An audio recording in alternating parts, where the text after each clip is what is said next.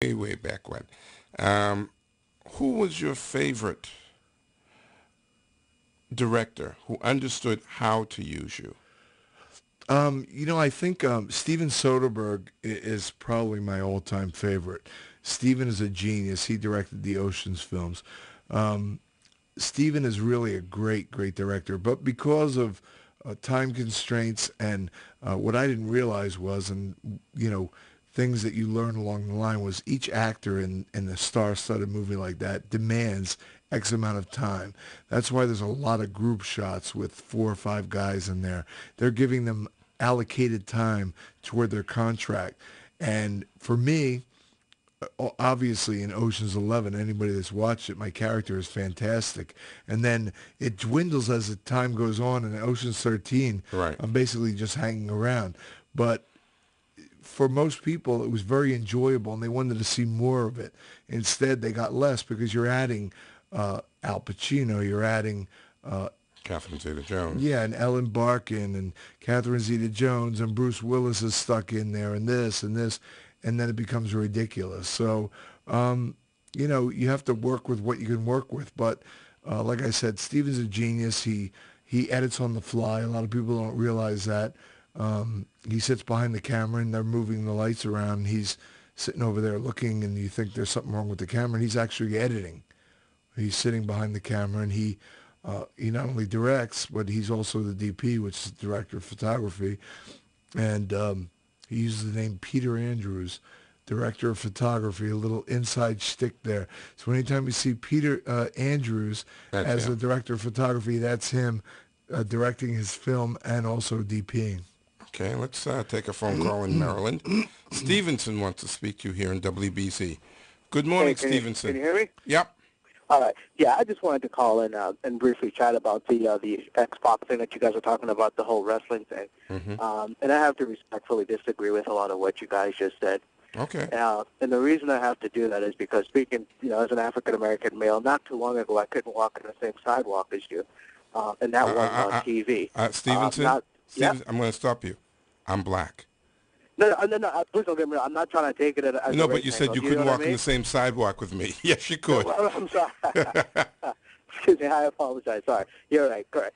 But the point that I'm trying to get at is I couldn't walk in the same sidewalk as a Caucasian person, for example, without stepping aside. Do you know what I mean? Not too long ago in this country, women couldn't vote. The fact of the matter is we're talking about setting examples for kids. We're right now, and I don't want to take this too seriously, but we're right now in Iraq where we are destroying lives, both sides. Yes. You see what I mean? And so the truth of the matter is, and like I said, I have to respectfully disagree, but if we get on the radio and we're talking about the fact that wrestling is what's ruining kids' lives, No. I think we have the wrong angle here. No, I'm glad you said angle because that's part of a wrestling byword. But I will say this. We are not saying that, but we are saying it is a contributing factor. And if Vince McMahon or Tony Schiavone or Jim, what was Jim's last name? Ross? Jim Ross, WCW, if they wanted to, they could have toned down a lot of that. Is that the only thing that's making America wrong? Heck no. But it is a contributing factor when 14, 15-year-old boys see something on their TV screen from Raw or from one of the other shows, and they bring it to high school the next day or on Monday or Tuesday, and the girls feel uncomfortable because all the boys are saying those two words that Xbox says. And you know what Gentlemen, once again, for example, if I was an Italian American, for example, and I were to watch, these gangster movies from the old days till now, I would be extremely offended of the stereotype. So what happens, for example, when a young kid goes to school, and the idea is, well, you know what, this is how all Italian Americans act, and I am going to talk as if I'm sitting at the, Bada Bing, and I'm going to talk to women that way. Okay. The truth of the matter is I understand what I understand what you're saying. Don't get me wrong. I really, really do. But I think the point that I'm trying to make is, the truth of the matter is life, sports, is full of these imperfect things. And I think to pick on wrestling is kind of unfair. Well, did you ever get inside of a wrestling ring? No, I wrestled in high school, but I never got, inside of a, WWF kind of thing. I wrestled in high school. You're talking to a 20-year wrestling pro who wrestled all over the world. Okay, my product, me, was for sale in every venue around the world. What you're talking about is, and it's kind of ridiculous that you would even say that because it doesn't make any sense. What we're talking about is professional wrestling, and back in my day of wrestling, kids didn't care about it. They didn't know what it was. Kids were into Power Rangers and things like that, okay? They didn't care about wrestling. The parents were into wrestling because they had followed the greats like Killer Kowalski and whatnot.